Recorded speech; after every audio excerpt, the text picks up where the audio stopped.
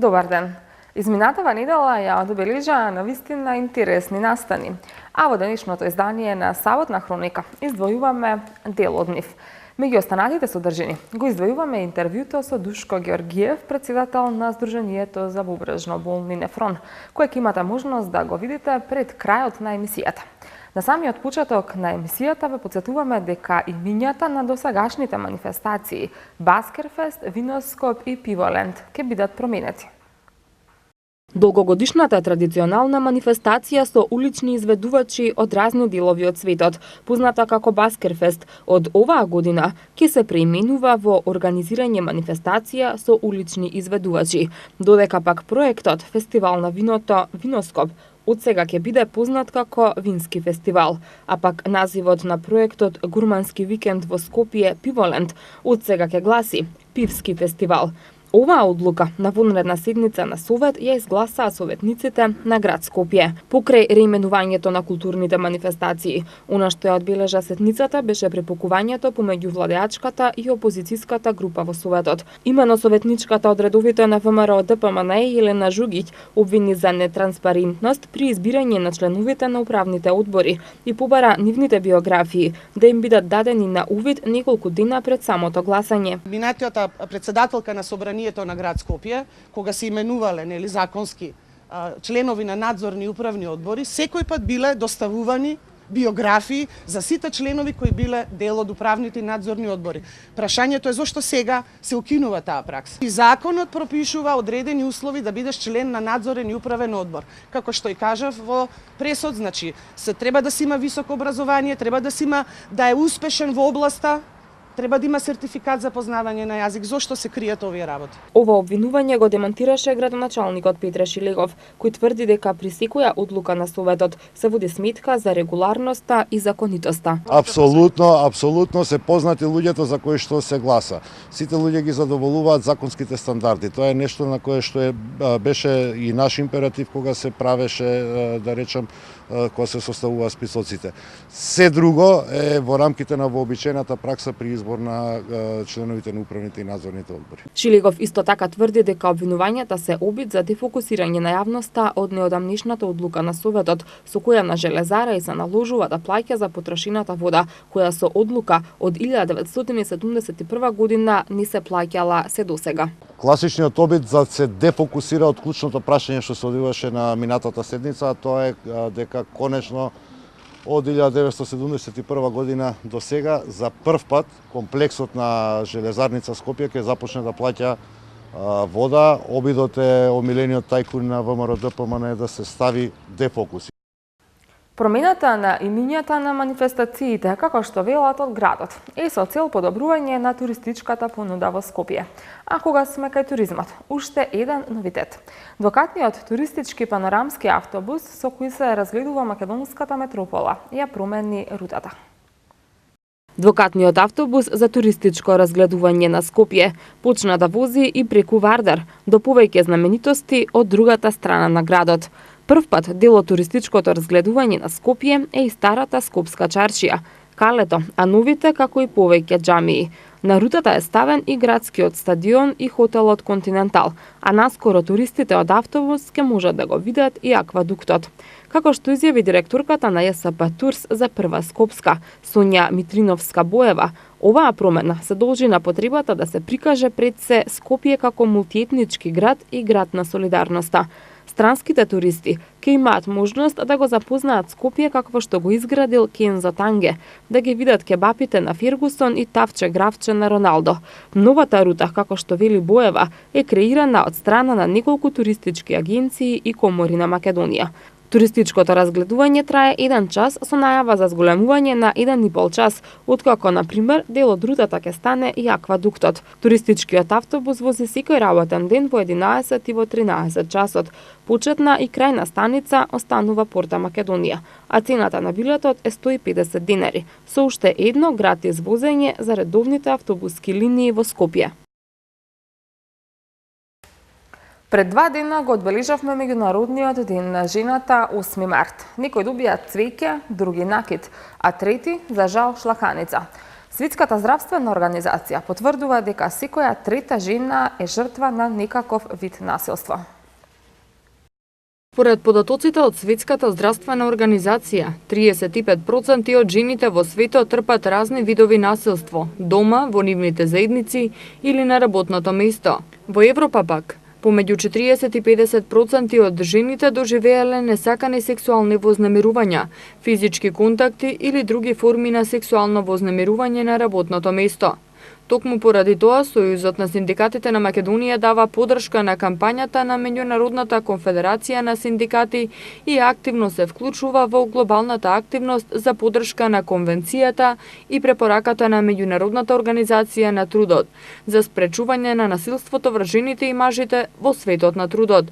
Кампањата има за цел градење критична маса за подршка за усвојување на Конвенцијата на МОТ со посебно внимание на родовата димензија на насилство, како и мобилизација и зајакнување на синдикалните активности за елиминирање на родовото насилство во светот на трудот. Председателката на секцијата на жени при Сојузот на синдикатите на Македонија, Елизабета Гелевска, истакна дека првите дискусии ќе се одржат на 107-та седница на Конференцијата на МОТ во јуни оваа година. За жал, се уште денеска на меѓународно ниво не постои еден единствен закон кој би представувал основа за спречување на насилството на работното место во светот на трудот, секако со посебен акцент на родовото насилство. Меѓународната организација на трудот при крајот на 2015 година отвори можност за донесување на еден ваков закон кој ќе ги одреди стандардите. Кога зборувам за стандардите, што зборувам до сега, сите овие прашања немаат никакви конкретни закони, а бидејќи представуваат разни облици на насилство, бидејќи насилството не е само физичко насилство, туку многу пошироко, мора да се определуваат стандарди за сите во светот, па се разбира и за нашата земја. Ние како синдикати во изминатите години, долги години баравме донесување на една ваква конвенција, секако со препорака, бидејќи сметаме дека конвенцијата заедно со препораката представува една добра основа која ќе се бори против насилството врз жените и мажите на работното место со посебен акцент на родовото насилство. И уште стоиме на ставот дека препораката заедно со конвенцијата представуваат силно оружје во созбивање на ова зло на денешницата. Податоците покажуваат дека родовото насилство во светот на трудот е широко распространето и представува заедничко искуство за жените работнички во сите индустрии и сектори на глобално ниво. Оваа кампања треба да придонесе за усвојување на конвенцијата и спречување на насилството врз жените и мажите во светот на трудот. Се зголемува бројот на деца во Македонија кои имаат говорно-јазични проблеми. Високи 60% од децата имаат потреба да посетат логопед. За причините и начинот за лекување во продолжение од прилогот. Во последните неколку години бројот на деца со нарушувања во говорно-јазичниот развој драстично се зголемува. Според последните истражувања, околу 60% од децата спаѓаат во оваа категорија. Ова беше истакнато на првата стручна конференција што се одржа по повод Европскиот ден на логопедијата 6 март.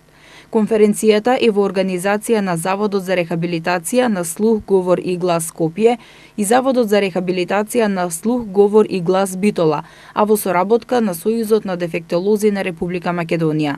Силвана Филипова, логопед во Заводот за рехабилитација на слух, говор и глас Скопје, информираше дека во Македонија потребата за логопеди се зголемува, а со тоа се зголемува и важноста на оваа професија. Преку овој ден ние сакаме да ја искажеме, да подигнеме свеста за значењето на нашата професија. За таа цел логопедите од Европа секоја година на овој ден дебатираат на една тема. За 2018 година тема е алтернативна и аугментативна комуникација, односно дополнителна или комуникација замена за природниот говор. Филипова додаде дека логопедите во Македонија имаат потреба од формирање на здружение кое ќе биде дел од Европската асоциација на логопедите и кое ќе ги штити интересите на логопедите. Имаат потреба од квалитетно образование на академските студии, исто така имаат потреба од поголемо вклучување на логопедите во здравствената заштита, бидејќи во Македонија има општини со околу 4000 жители, па и цели региони каде што во системот на здравствената заштита нема ниту еден логопед. Во Македонија состојбата не ги задоволува потребите на пациентите со нарушување во вербалната комуникација, односно во Завод за рехабилитација на слух, говор и глас во моментот имаме 42 двајца вработени, од кои само 14 се логопеди, двајца сурдолози, еден аудиометрист, што оддалеку не ги задоволува потребите на пациентите.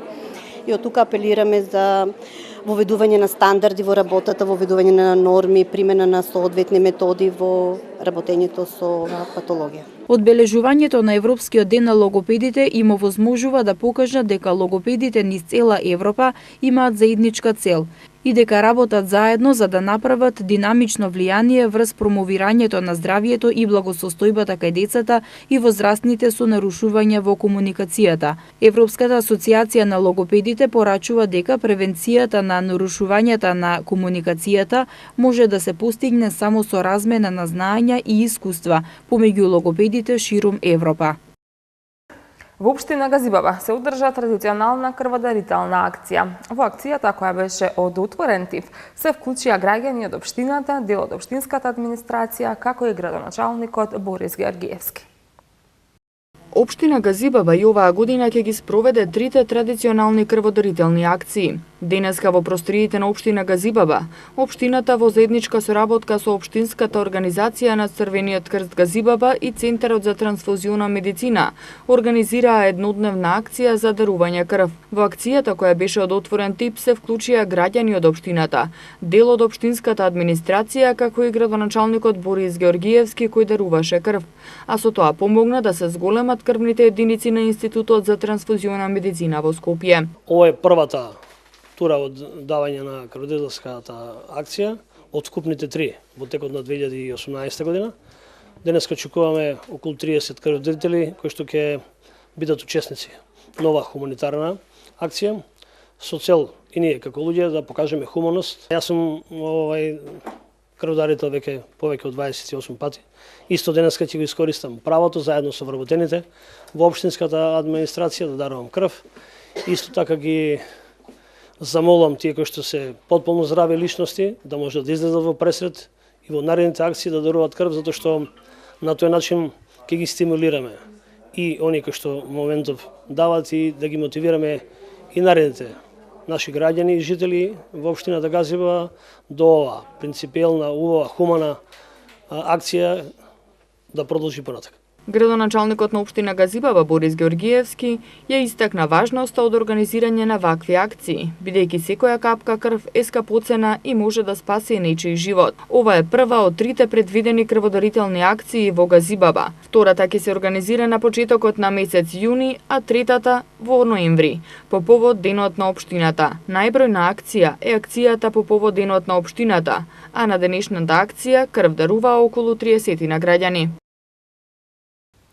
Од настаните која одбележаа изминатава недела, го издвојуваме и доделувањето на титулата почесен професор на добитничката на Нобеловата награда за мир за 2015 година Уидет Буша Мауи.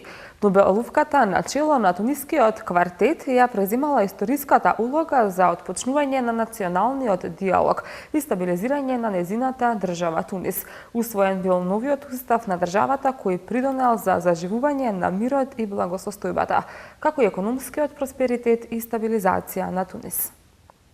Титулата почесен професор од страна на Универзитетот Фон денеска беше доделена на Уидет Буша Мауи, добитничка на Нобеловата награда за мир во 2015 година, во конкуренција на 273 кандидати од целиот свет. Ректорот, професор доктор Нано Ружин, истакна дека доделувањето на почесната титула на Нобеловката УИДЕТ е голема чест и гордост не само за универзитетот, туку и за нашата држава. Тој истакна дека рецензиската комисија по детално разгледување на интелектуалните и стручни капацитети на Нобеловката едногласно реши токму таа да биде предлог за добивање на почесната титула. Уидет Бушамауи е родена на 18 октомври 1961 година во Габес во Тунис. Таа во 2013 година во улога на председател на УТИКА, една од 4 организации кои го сочинуваат Тунискиот квартет, ја преземале историската улога за отпочнување на националниот диалог и стабилизирање на нејзината држава Тунис. Токму Тунискиот квартет на чело со Бушамауи ја добива Нобеловата награда за мир за 2015 година. Таа вели дека испраќаат мировни пораки кон светот, иако се уште има луѓе кои не сакаат да успее мировниот процес, но тоа не ја спречува да ја продолжи својата битка за мир и благосостојба во Тунис. Јас сум многу горда и задоволна што сум тука. Горда сум на мојата работа и напори. Задоволна сум и полна со радост и достоинство што сум тунижанка. Уште посрекна сум што луѓе од граѓанското општество покажаа способност да го обединат Тунис. Оваа задача не беше толку лесна. Во Тунис се уште постојат опасности. Постојат луѓе кои не сакаат да успее мировниот процес. Многу ми се закануваа и се уште ми се закануваат, но тоа не ме спречува да ја продолжиме битката, бидејќи јас ја обожувам мојата држава. Интенцијата на Комитетот за доделување на Нобеловата награда за мир е наградата за придонес кон зачувување на демократијата во Тунис. Повеќе од се, наградата е намената како охрабрување за тунискиот народ, кој покрај големите предизвици ги постави темелите на националното братство. Во 2014 година, благодарение на незината визионерска и творечка визија, со успех ги организирала председателските и парламентарните избори и истата година е означена како година на голема интерна стабилизација на Тунис, а бил усвоен и новиот устав на државата, така што Тунис постепено заживеал во мир и благосостојба, економски просперитет и стабилизација. Секоја година, секој втор четврток во месец март се одбележува Светскиот ден на бубрегот. Со повеќе активности, Сдруженијето за бубрежно болни нефрон и Клиниката за нефрологија ги потсетија граѓаните редовно да прават прегледи кои би ја спречиле појавата на хроничната бубрежна болест. Бубрезите и здравието на жените е насловена конференцијата која денеска се одржа во пресред на одбележувањето на Светскиот ден на бубрегот. Одбележувањето на Светскиот ден на бубрегот оваа година се совпадна со Светскиот ден на жената, па оттаму и конференцијата беше посветена на здравието на жените. Доктор Оливера Стојчева Танева од Клиниката за нефрологија потенцира дека мажите се тие кои што повеќе страдаат од бубрежна болест и недоволна функција на бубрезите, па оттаму и смртноста кај нив е поголема. Во Македонија студијата покажа дека околу 13,9% од населението има хронично бубрежно оштетување. Секоја година од оваа болест заболуваат околу 200 нови пациенти. Значи, од година на година, според податоците, постојано расте бројот на болни кои што се лекуваат со оваа терапија, и мажи и жени. Морам да кажам дека мажите се нешто повеќе застапени од жените, значи во поголема бројка, но тоа е само за терминалната фаза, значи кога веќе има потреба од диализно лекување. Значи постојат некои заштитни фактори кај жената. Значи прогресијата е многу побавна и исто така има уште еден факт, а тоа е морталитетот, значи смртноста, и потоа кога ќе се започне со диализно лекување, за жал е поголема кај машката популација отколку кај женската. Тука допринесуваат не само хроничната бубрежна болест, туку и компликациите. Најчесто тоа се срцевите заболувања, значи многу почесто кај мажите ги има и затоа смртноста е поголема кај машката популација. Председателот на Сдруженијето Нефрон Душко Георгиев потенцира дека изминатиот период значително се подобрени условите за третман на пациентите со бубрежна болест. За разлика од порано, сега секој пациент има можност во местото на живење да прави диализа, со што значително им е подобрен животот на пациентите. Во изминатиот период е направен еден значаен исчекор во делот на диализниот третман, значи значително се подобрени условите на диализа, апаратурата и материјалите што се користат. Сето она што беше порано е веќе минато и пациентите се трудат што побрзо да го заборават. Значи сега секој пациент може да прави диализа во местото на живење, да има пристојни услови за диализа, да користи современа апаратура и машини. За навремено детектирање на болеста постојат едноставни рутински тестови. Се мери креатининот во крвта, се калкулира бубрежната функција и се мери излачувањето на албумин. Докторите од клиниката за нефрологија препорачуваат редовно вежбање, неупотребување аналгетици без рецепт, контролирање на тежината, правење прегледи еднаш годишно, конзумирање здрава храна, запознавање на медицинската историја на семејството, мерење на крвниот притисок и холестерол. Се уште сме на истата тема. Деталите околу хроничната бубрежна болест ќе ги дознаете од разговорот со председателот на Сдруженијето Нефрон Душко Георгиев, кој раскажува како е да се живее со бубрежна болест.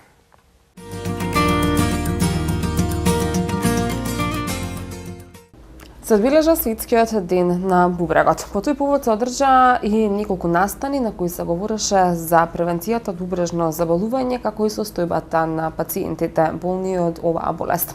На оваа тема денеска разговараме со Душко Георгиев, председател на Сдруженијето Нефрон. Иве, за почеток, може ли да ни кажете како го одбележавте светскиот ден на бубрегот? Да, како и секоја година, ние како Сдружение Нефрон го одбележуваме светскиот ден на бубрегот. Тој се одбележува секој втор четврток во март. Значи, меѓународниот ден на светскиот ден на бубрегот се одбележува во над 150 земји, 150 држави. Ние сме буквално вклучени од самиот почеток и ево по 13 пат ова година го одбележуваме. Секоја година денот има свое мото, зависно од актуелната проблематика. Значи, ова година мотото е бубрежните болести кај жените. Претходните години имавме диабетесот и бубрежните болести, крвниот притисок и бубрежните болести, староста и бубрежните болести, гојазноста, бубрежните болести кај децата. Значи, секоја година имаме посебно мото. Ова година, вториот четврток се паѓа точно на 8 март, значи се совпадна два празника, тоа е Светскиот ден на бубрегот и Светскиот ден на жената, 8 март. А кон сето тоа ние додаваме и уште еден. Нефрон ова година слави 15 години од своето постоење. Централната прослава, како и секоја година, се одржа во градската општа болница 8 септември, на која што имавме воведни излагања, имавме стручни предавања на тема жената и бубрежните болести, затоа што заедно го организираме со Македонското здружение на диализни, лекарско здружение на диализми, трансплантирани пациенти и вештачки органи, и од нивна страна еминентни доктори имаа предавање на темата бубрежните заболувања кај жената и превенција што треба да се направи за да се подобри состојбата. Каква е состојбата на бубрежно болните пациенти, дали ги добиваат сите потребни услови, потребната терапија и болничко лекување? Центрите за диализа едно време беа проблем. Дали се реши овој проблем, дали се стабилизира состојбата околу правење на диализа на пациентите? Ние во изминатиот период, во нашето 15 годишно постоење, перманентно се залагавме, се боревме заедно со клиниката за нефрологија, Сдруженијето, лекарското здружение на нефролози и со останатите сегменти во овој дел, поготово Центарот за трансплантација при урологија, Карил.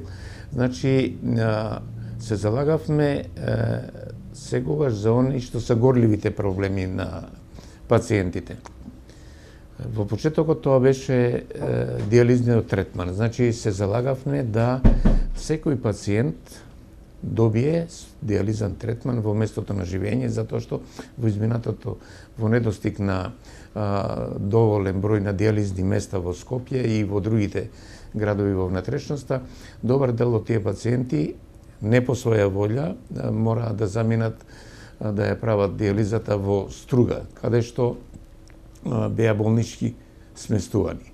Таа ситуација знатно се промени во изминатите неколку години. Ево, вчера се одбележа и 4 годишнина од постоењето на концесионерите.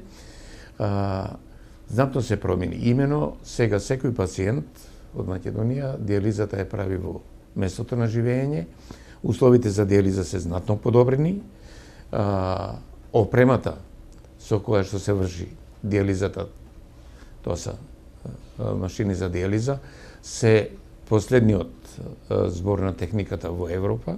Значи, порано дијализа се вршеше на дотрајани машини, донација.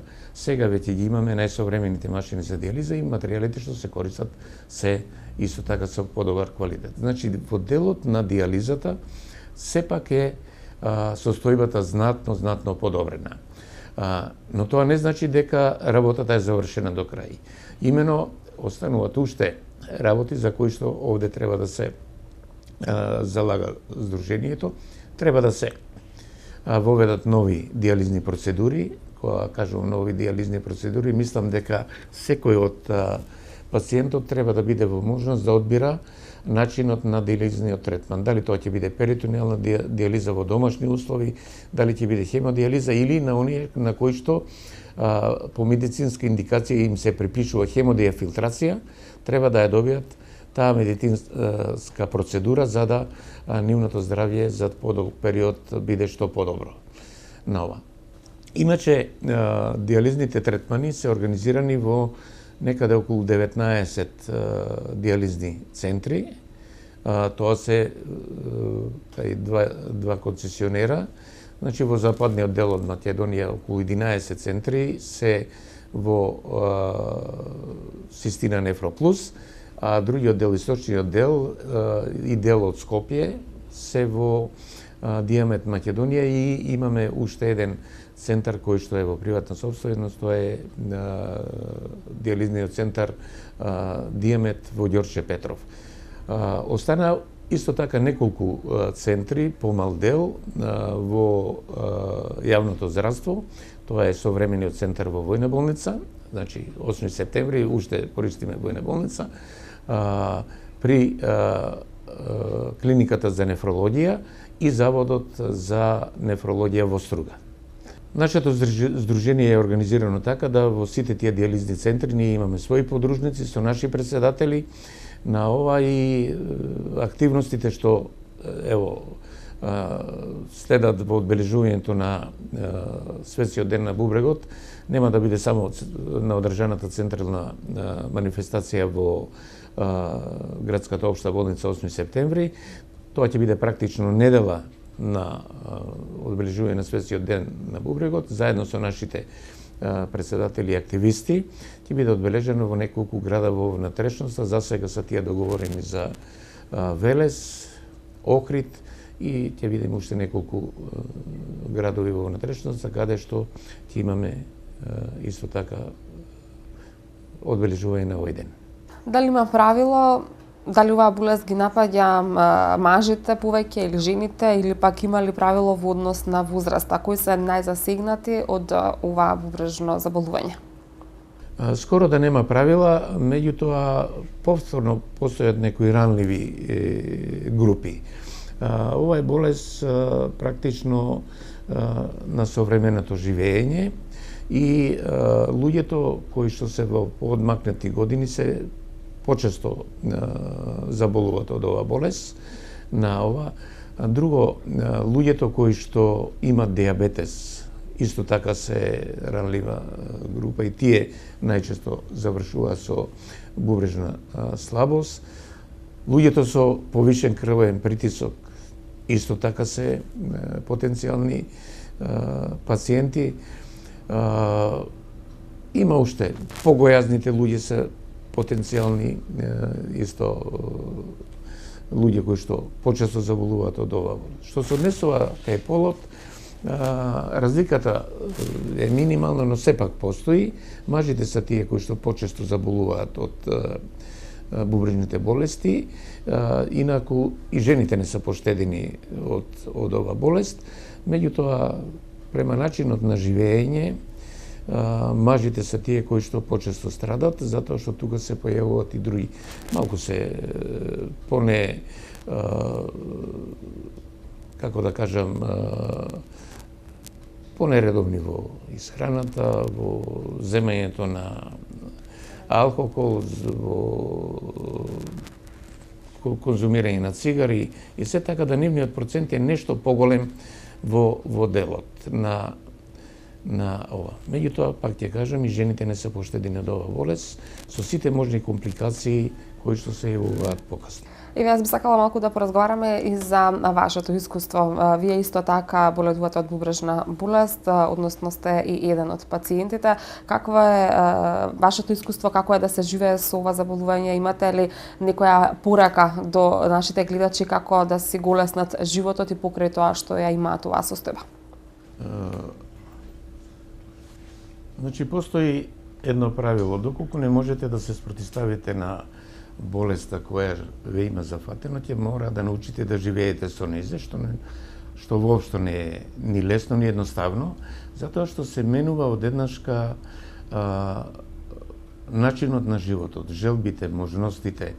Имено кога ќе се дојде во последниот стадиум на бубрежната слабост, кога ќе мора веќе да се отпочне со дијализа, во спротивно исходот е лош, тогаш сите пациенти кои што ќе дојдат на дијализа се збунети, исплашени и прашањето што најчесто си го поставувате што понатаму.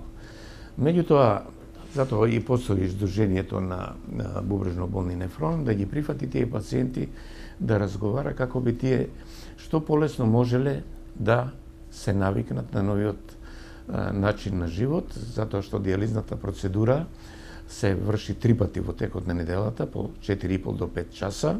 Значи, одеднашка пациентот треба да го смени начинот на живот, неговиот стил на живот, хоби. Има тука многу ограничувања кои што треба да се почитуваат како би што полесно тој пациент продолжил со дијализните третмани. Затоа апелираме до сите пациенти да што почесто прават контрола на своето здравје, поготово на бубрезите, и да таа слабост се открие во раната фаза, значи да се работи на превенцијата, како би можел тој период да се успори, најчесто не може да се елиминира, меѓутоа да се успори што покасно да дојдат во на крајна фаза кога ќе мора да се лекуваат со хемодијализа или трансплантација како една од опциите, затоа што, пак ќе повторам, животот на дијализа ниту е лесен, ниту е едноставен. Вие секој втор ден треба да видите врзани за апарат по 4,5 до 5 часа, за да можете следниот ден да го преживеете. Така да ние имаме едно правило, вика 4 за 48. Значи 4 часа ќе видите на апарат за дијализа на вештачи бубрек, кој што ќе обавува функцијата на бубрезите што не е обавува таа функција, за да можете да преживеете останатите 48 часа со многу ограничувања кои се однесуваат углавно на внесот на течности, на земање на храна, одредени продукти кои што се забранети ради ова, други се забранети ради тоа, така да ограничувањата се големи, но друг начин на преживување нема се да се прифати ова и да се биде. Добар дел од овие пациенти со отпочнување на хемодијализата одат во инвалидска пензија затоа што нивната работоспособност е ограничена, меѓутоа ние препорачуваме да како стил на живење, зависно од можностите, да бидат што повеќе активни, за да го исполнат и својот живот и да бидат општествено корисни. Оно што исто така е многу интересно и ги интересира нашите гледачи, што се случува со трансплантацијата на бубрези. Дали се одвива нормално, дали функционира ова и дали треба нешто да се подобри во врска со трансплантација на бубрези? ако направивме голем исчекор во квалитетот на диализните третмени. Со изградбата на нови центри, концесионерите направија нови центри, донесоа соодветна современа опрема и значително се подобри ситуацијата во диализните третмани. Кај трансплантацијата се уште имаме проблеми, имено во оној дел каде што се врши трансплантација од познат донор, значи од најблиските, работата и некако оди. Имено секој оној што ќе обезбеди бубрек од своите блиски, трансплантацијата се во брзо време врши. Такви имаме некаде 2 до 3 трансплантации месечно, но проблемот со кадаверичната трансплантација од починато лице, ево трета година е застаната и буквално ние за последните 3 години немаме ни една кадаверична трансплантација, иако сите предуслови за тоа се исполнети.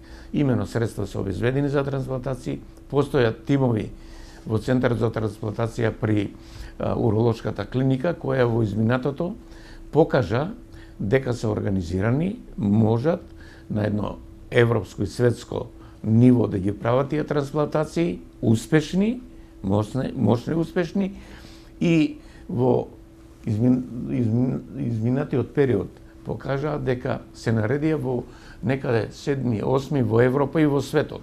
Значи, кога има желба, кога има ентузијазам кај тимот и сите оние карики што се врзани во ова функционира, трансплантација имаме. Меѓутоа, ево, последните 3 години од нас за неразбирливи причини таа кадаверична трансплантација не постои и затоа нашето залагање во наредниот период ќе биде да час порано се отпочне со кадаверичната трансплантација, затоа што некаде околу 150-170 пациенти имаме типизирани кои што чекат орган, а немат близок сроден дарител од кој би можеле да се трансплантираат. Така да треба да се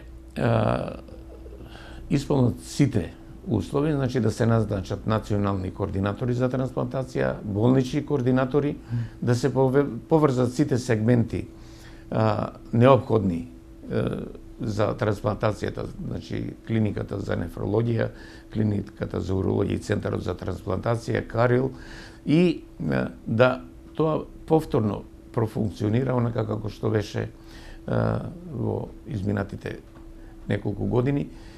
Сакам да кажам да не може би, него сигурно треба да се етаблира еден систем за трансплантација кој што ќе функционира независно од желбата, ентузијазмот и волјата на поединци, него да тоа биде етаблиран систем кој што ќе биде функционален за подолго време и не би ни се случувале вакви пикови. Ние за 2 години ќе се наредиме во врвот на Европа и после 3 години немаме ни една трансплантација, иако свеста, морам да кажам, свеста на нашиот народ е висока во дарувањето на органите од починато лице, меѓутоа со нив треба да се работи. Ние имаме од сите верски заедници писмена согласност дека се она што може да спаси живот не треба да се погребе.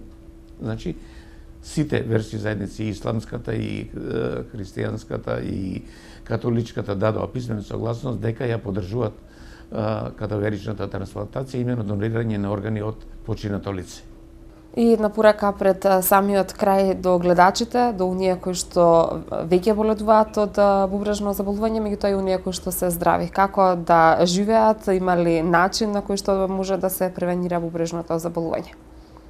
Пак ќе кажам, најдобри резултати и најдобри услови за пациентите, а не само за пациентите, него и за здравството, затоа што диализните третмани и трансплантацијата како крајни фази на ова заболување се скапи процедури и големи средства од Фондот за здравство се одлеваат за овие работи. Значи, треба да се работи на превенција. Значи, превенцијата е најевтината, а најефикасната мерка. Значи, нон-стоп треба да се апелира, тоа ние како здружение го правиме, меѓутоа малку и медиумите и Министерството за здравство треба да посвети малку повеќе внимание на ова, да се зборува за превенцијата, да се едуцира населението и да се перманентно укажува дека полесно е некои работи да се спречат отколку да се излечат. Меѓутоа и таму кај што ќе дојде до ова процедура, тогаш треба да што поголем дел од овие пациенти се овозможи трансплантација, затоа што цената на една трансплантација, една диализа годишно се изедначува, а во сите наредни години веќе имаме, со самите трансплантации имаме уштеда на средства, ако зборуваме за финансискиот ефект, а да не зборуваме за квалитетот на животот на пациентите кои што со хемодиализа се многу ограничени.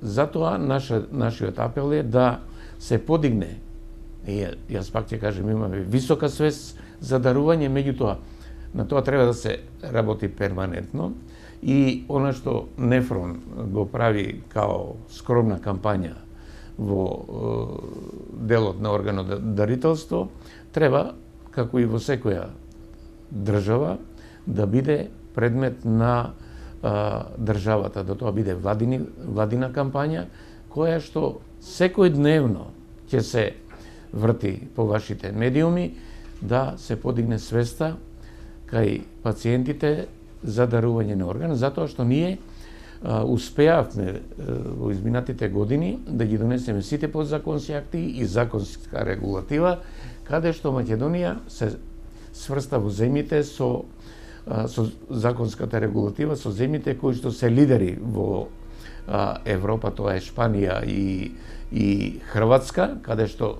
имаме најмногу кадаверични трансплантации, зборуваме за бубрек, по број на жител. Ние го имаме истото законско решение што практично гласи премолчена согласност. Сите ние сме потенцијални дарители на органи, доколку во текот на својот живот исклучиво писмено не кажеме дека не сакаме тоа да видиме, меѓутоа и покрај тоа повторен збор, последен збор имат фамилијата, затоа што починатото лице е нивна собственост и покрај тоа што пациентот во текот на животот изричито не се спротивставил да биде потенцијален дарител на органи, фамилијата треба да го даде тој позитивен одговор дека може да се земат органи и да се донират. И уште еден апел дека ние, иако не сме членка на Европската Унија, треба да се залагаме да влеземе во Евротрансплант, макар и условно како тоа што го направи Србија, за да имаме можност да разменуваме органи. Затоа што најголем дел од трансплантациите во Македонија е трансплантација на бубрек, меѓутоа има уште многу органи, имаме уште многу пациенти кои што чекаат на трансплантација. Во Македонија тие трансплантации не се прават, меѓутоа со влегување во Евротрансплант ќе бидеме во ситуација да органи се разменуваат, а наши пациенти во нивните држави бидат трансплантирани и практично го продолжат својот живот. Добро, ви благодарам за разговорот. Благодарам. Тоа беше разговорот со господинот Душко Георгиев, председател на Сдруженијето Нефрон.